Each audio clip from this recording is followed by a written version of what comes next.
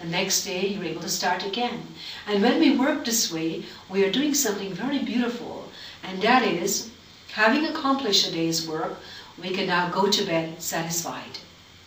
And in any plan, it is very important we're able to go to bed, relax, satisfied, so that we can now go into that deeper state where we can regenerate and come back the next day to fulfill our purpose again with renewed vitality and vigor. So if we are able to set out our plan in manageable elements, we can do this daily. We can daily feel satisfied. We can celebrate daily, and we can start every day with new enthusiasm. This way our life does not become a drudgery. Every day is like a beautiful celebration, beautiful expectation. Another important element I'd like to add here, which is peculiar to the yogic path, is that our efforts are to be considered as karma yoga. Whatever we're doing, even though it's our goal, it is to be done as a gift, a service to God, to humanity. So each night when we go to bed, we give ourselves a little bit of time to go through what we've done, visualize it, see it, feel good about it, and then say to yourself, now I have done the best I can possibly do, and now I offer to you. And that you is the higher self, or God, or whatever name you want to give that power. This is a beautiful way of getting yourself to relax, to take away the burdens. You've done your best, the best you know how. And whatever falls, or whatever that was not so good, or was not so pleasing, still you do not own any of it. You do not own the goodness or the faults. You give it all to God. This is the yogish way. This is the way of karma yoga. Always give the fruits up to God, and then you're free. So next morning when you awake, you're completely free and at ease. And now you have been refreshed on a very deep level because you did not go to bed with a stress. You left that behind. And now it's like a fresh new day. The mind is fresh and new. You have great vigor, vitality, enthusiasm, and you're able to start off that day as if it's completely new again.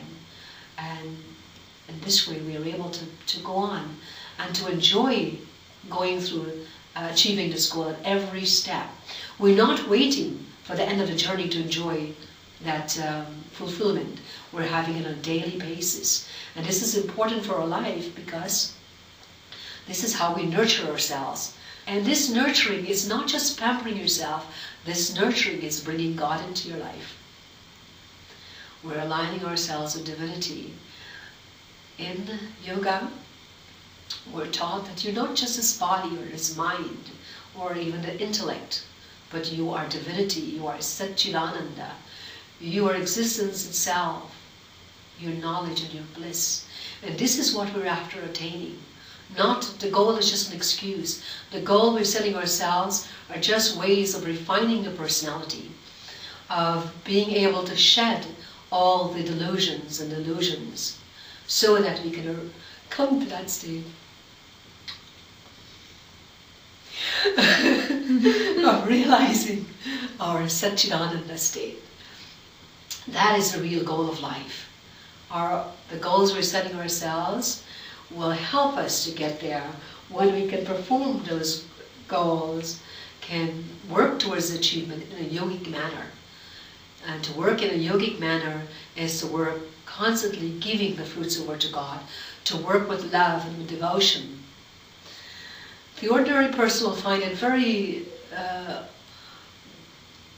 almost without understanding. How can one not work for oneself?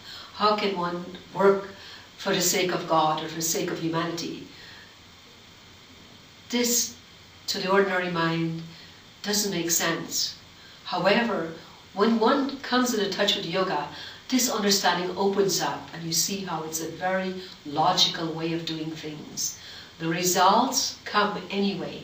Whenever you work for something, the result must necessarily come.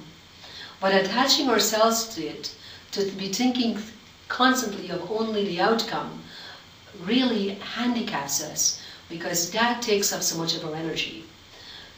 In order to move around this, the yogi gives it over to God, but keeps working anyway with full enthusiasm, with full involvement. So, what I really want to say to you is, you are Satchidananda, you are divine. The body, the mind, the senses are your vehicles. And through these we can accomplish anything we want to. There's nothing too big that the divine cannot accomplish. Even this world as you see it is a manifestation of your mind, is your own creation. And if you can create this, what else can you not create? You can undo and redo as you please.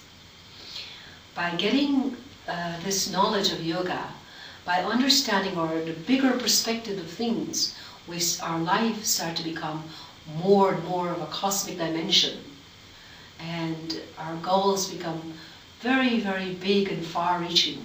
They not only now encompass our lives or our families or our neighborhood or our country, they become something that encompasses all of creation. And this is so very beautiful.